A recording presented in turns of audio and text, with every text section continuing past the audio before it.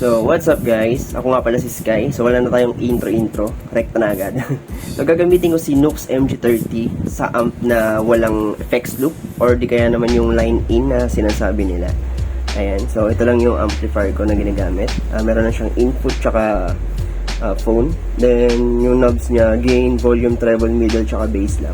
Alright, so ang ginawa ko muna, tinimpla ko muna tong amp dun sa clean niya na so wala siyang gain. Then, yung equalizer niya, yung treble, ginawa kong 12 o'clock. So, since nandito yung 0 ko, ayan, so ginawa ko siyang 12. Then, yung middle, mga nasa 10 or 11 o'clock lang.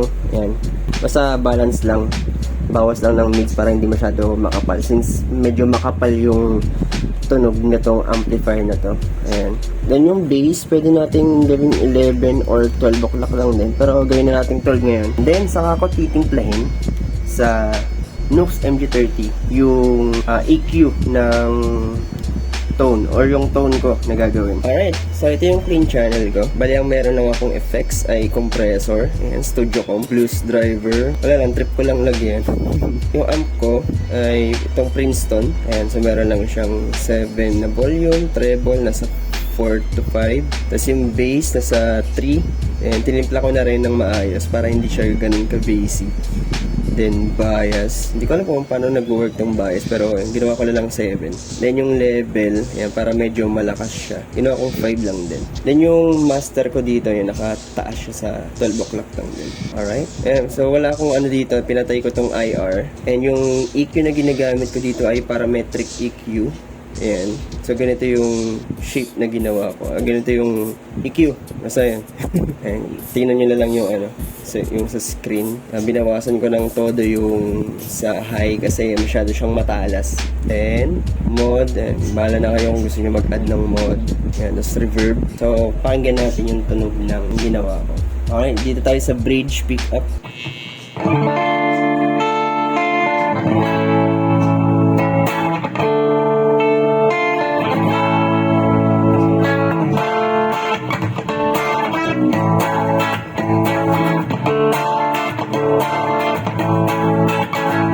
Dito naman tayo sa middle, pickup.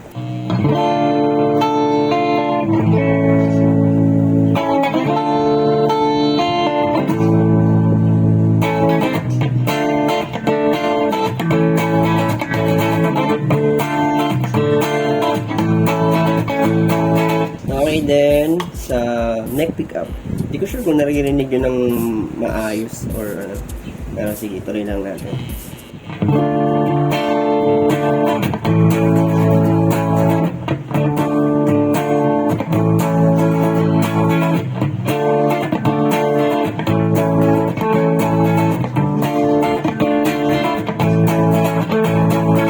Ayan, so nandito na tayo sa scene 2, which is yung dirt channel ko. Pakita ko lang muna sa inyo yung ginawa kong effects dito. So, ang gamit ko ay meron lang akong T-Scream. Ayan, ganyan lang. Ayan, yung amp ko, Vivo, gain, master, bass. Ayan, ganyan lang yung bass. Then, middle. Then, yung treb, ganyan lang din. Then, yung presence, binalansi ko na lang din. Bias, level. Ayan, sakto lang din yan.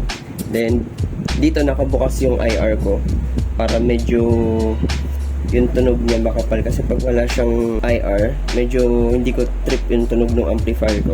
Paparinig ko na lang sa inyo mamaya. Then yung gamit kong EQ syempre parametric EQ pa rin, pero ganito yung ginawa kong settings. So ayan, so pakinggan muna natin yung nakabukas yung IR.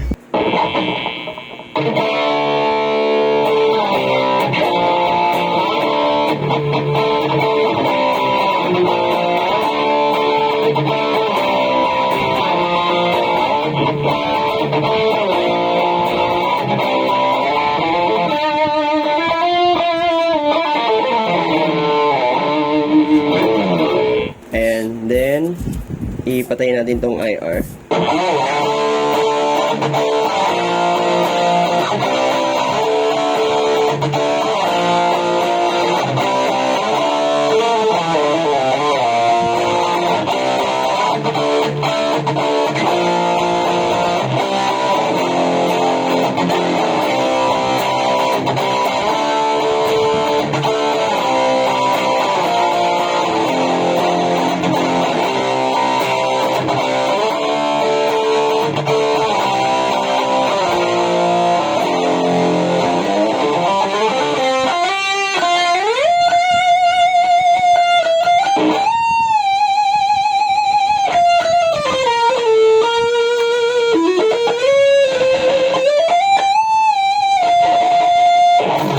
So, lagyan natin ng delay.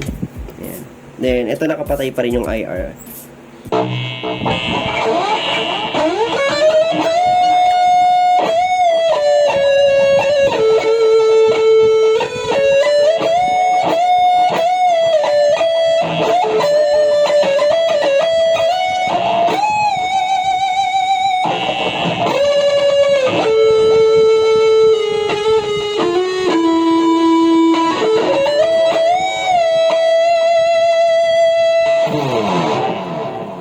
Then, bubuksan na natin yung IR.